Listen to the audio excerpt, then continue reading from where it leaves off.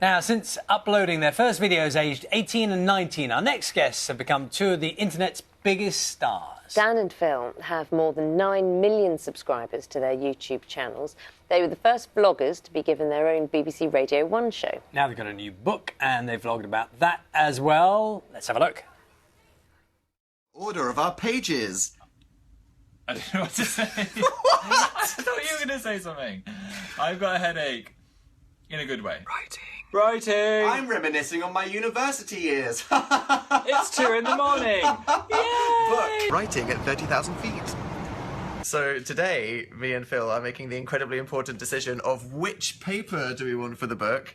You wouldn't think, would you? No. That's a big decision to be made. But It's there are such a big options. decision. You can either get super glossy. Look which how is shiny like, that is. Oh my god, it's a magazine. And then medium gloss, which is like, ooh, am I a magazine or am I a piece of paper? I don't know what my life is. And then there is full-on Sexy matte version. sexy, papery amazingness. We think we like the sexy matte papery amazingness one. So the main reason is it smells really good. It smells like a book. We want you to sniff the book and be happy. That's the main goal of it. Sniff the book, Dan and Phil. Morning. Good morning. What got knocked over then? I'm fascinated. Something got knocked over. I think it was a cup of coffee. Phil I'm is so very clumsy. clumsy. Yeah, I've been Yeah. briefed not to fall over the sofa, not to knock over your coffee. Shall we move so it? I'm just Clear gonna. all this side. Fact is, Yeah. we made it onto this little stage without tripping over, so Yeah. that's a win already. We're Is very this proud. studio a bit of an anomaly to you? Because I'm assuming that the way you normally operate is it's literally at home. Is it? Yes. And Yeah, it's just a little entirely fixed. self-produced. What is it? Little fixed camera on a? How does it work? We have like a digital SLR on a tripod, then we've got big lights and microphones, and really it's what's fun about YouTubers is that they entirely self-produce their own content. Yeah. So we don't get to, just sit and enjoy performing because we have to be the writers and the directors and the editors and the promoters, but that's what's special about YouTube. So how do you decide what to vlog about? Oh, wow. Yeah, I take stuff from my everyday life, really. Like once I was bitten by a squirrel, I was like, well, there's a video. That actually happened, Squirrel yeah. bit me. Were you filming it when it happened? I wasn't, unfortunately. Almost. I was trying to get a photo of it. I've got like a mid-air, blurry squirrel shot. Where did As it was bite about you? to pound. In Florida. It was the place Was the location. on my hand, but I haven't dropped You're dead still yet, here so I think I'm today. fine. And Yeah. I just think about topics that really interest me, things that I want to talk about passionately, that I think my followers would want to kind of engage in, and then for some reason people actually listen to what I say. Why do you Terrifying. think they listen? Because you have, what did I say, more than 9 million followers? Yeah, I think that the reason that people really like YouTubers is because they're quite authentic and because of the direct relationship that you have with people on YouTube as opposed to TV. Because, as I said, everyone makes this content themselves. So when you know that someone's had a part in every single piece of something, it seems really sincere and passionate that they've made it. And also, it's not just, sitting behind a TV. You have those YouTube comments right there. So the audience feels a real direct connection to YouTubers that they watch.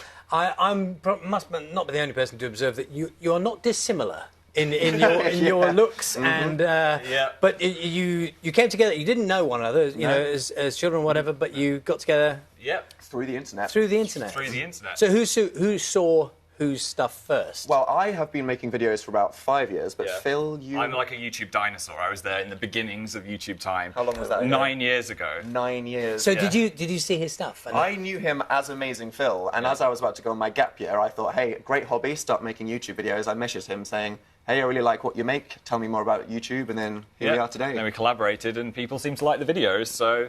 And then here we are. Yeah.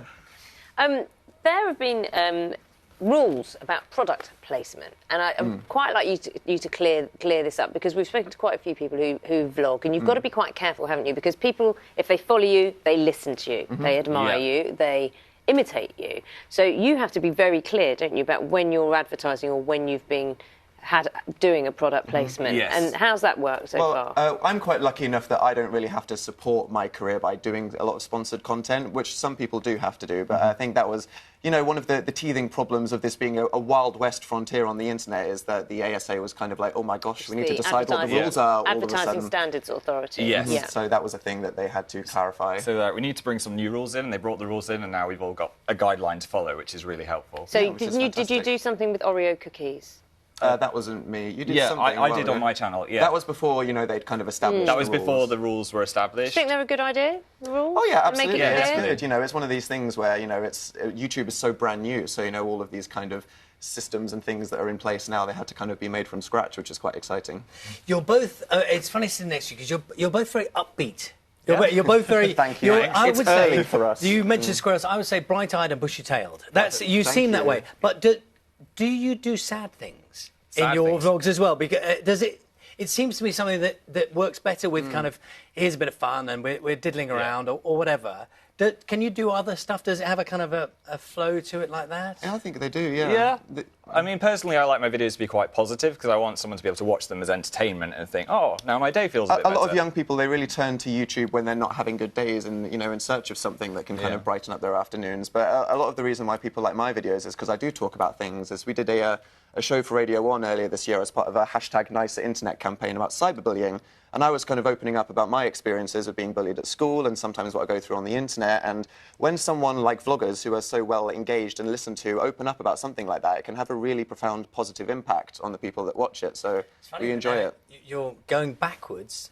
You've You got a book out. To the You've got a book out. A funny old thing Here with we are. paper and everything. Yeah. That was quite fun, wasn't it? Because here we are on the cutting edge of technology, and then all of a sudden we're doing a theatrical actual stage book. show, a book. We're on BBC Radio. Why are we going backwards? But it's fun for us because, as we said, we do all this stuff from our home. It's all self-produced. So now getting to go out there into the world and make these big and better things, working with all these incredibly talented people, is very exciting for us. Yeah. Lovely to see you this morning. Thank you very much. Thank you. you. Dan and Phil's new book is called The Amazing Book Is Not on Fire. That's it from us tomorrow. We're back tomorrow morning, of course, at 6.